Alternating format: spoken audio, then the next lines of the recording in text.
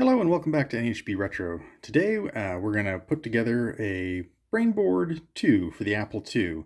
If you're not familiar with this project, it's basically a ROM card that lets you replace and switch between ROMs on the Apple motherboard or ones that you've burned to an EEPROM here. So let's get it put together and then we'll test it out and see how it goes. If you're interested in the project itself, I will link in the description to the GitHub page of the designer, or you can just search for it. It's fairly easy to find out there. Yeah, let's get it started. Should be pretty simple.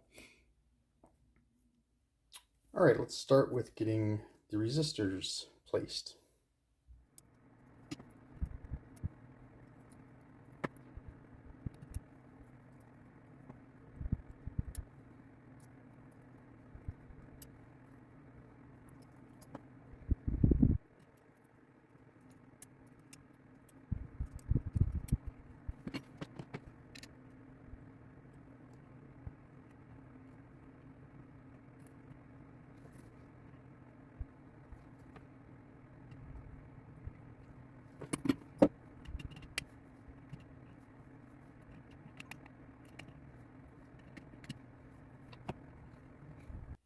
And up next we have some non-polarized capacitors. These are 0.1 microfarad, all of them, so that should make that easy to put in there. Let's get them populated.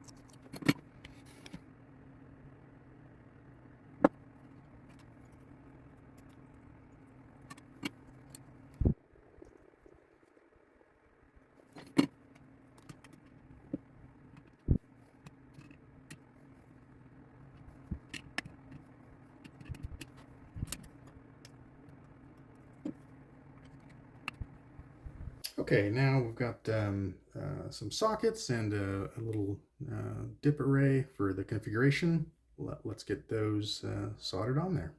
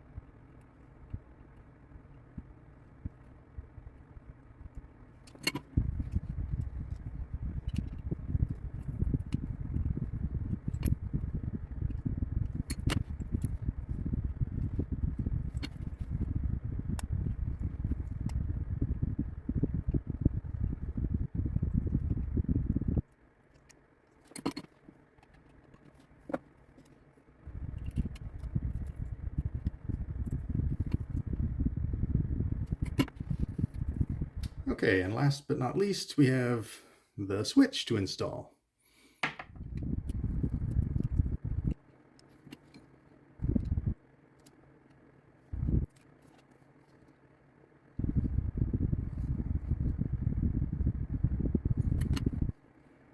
Okay, and with that, we've got all of the sockets, all of the components, the capacitors and resistors installed. You may have noticed I didn't install the 3K resistors. There's only a few of those, I think 3 of them, and I just didn't have those in stock, so I had to order those.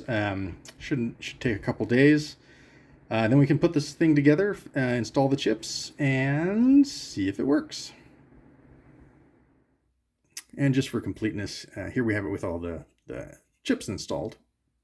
And incidentally, I mentioned that I didn't have the 3K resistors to complete this project. I do have 3.3K resistors though. I'm just not knowledgeable enough to know if that would have been a fine substitution. If you know, please let me know down in the comments. I'd really like to expand my knowledge there. But just waiting for the extra parts, and then we can get this thing tested. All right, that took a lot longer than I had expected, but at last I have my 3K ohm resistors. Let's get them installed.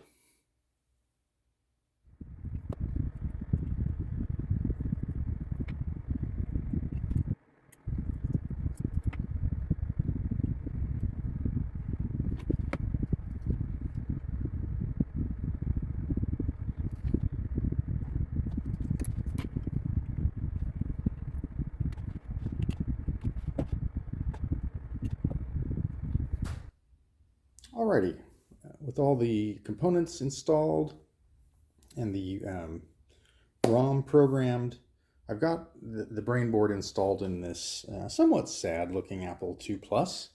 I haven't actually put power to this particular computer. Boy, it's been a while. Maybe ever. I really don't remember. It's missing its keyboard. In its place, I have a Brielle super encoder set up. I've got my trusty Dell PS2 keyboard installed. And I've got the Brainboard installed in there, and I've got it set up so that it's basically very similar to what you would have expected if you had an integer basic card back in the day, which is something we had at the high school where I first learned how to use computers with these wonderful Apple II Pluses. So I've got it set up in there, and I've got it set to use the ROMs that are on the motherboard, which you can set this up so it completely replaces both of the ROMs. For instance, if you're missing the ROMs on the motherboard, that might be a good way to test the computer. But in this case, I've got ROMs on the motherboard. I think they probably work. And I've got the board set up so that with the switch down, it's going to use the ROMs on the motherboard. With the switch up, it should use the ROM image that I've burned, which is, in this case, integer basic, which is exactly what we had in the ROM board at my school. Okay, so let's refocus on the screen here. Apologies, I'm going to have to do a little bit of a dance to get to the power switch, but we'll power it on. And again, this should just be AppleSoft. And indeed, we have AppleSoft. And so again, this is the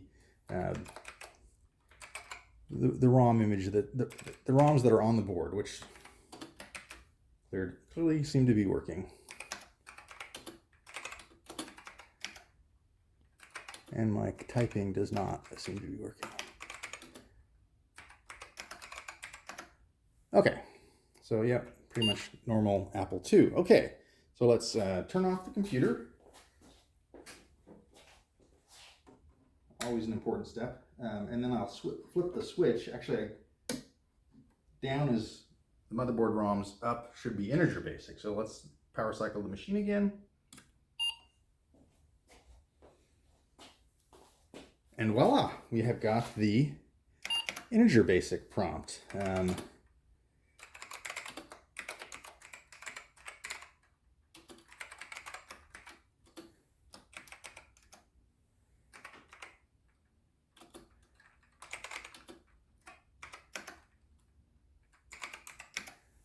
there we go.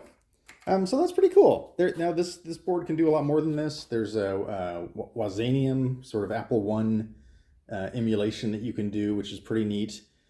I have zero nostalgia for that, and yeah, that's not what I'm really interested in. This is the actual use case that I'm interested in.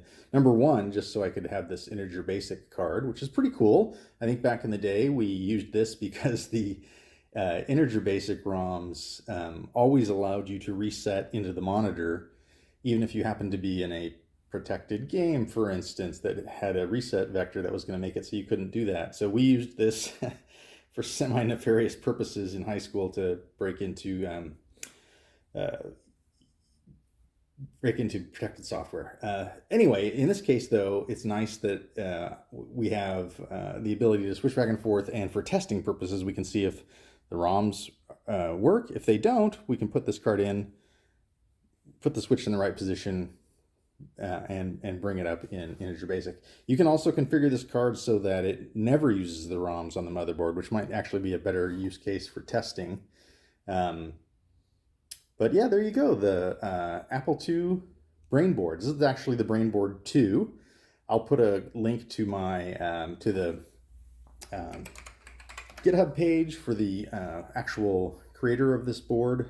It's based on an older board that is linked there as well. Very fun project, super simple as far as not much soldering going on. I believe I purchased this as a kit, but you can certainly take the Gerbers and get them made wherever you like. I believe PCBWay even has a shared project area with the Gerbers already there. So there you go, another fun Apple II project. And yeah, hopefully you enjoyed it, and I will talk to you later.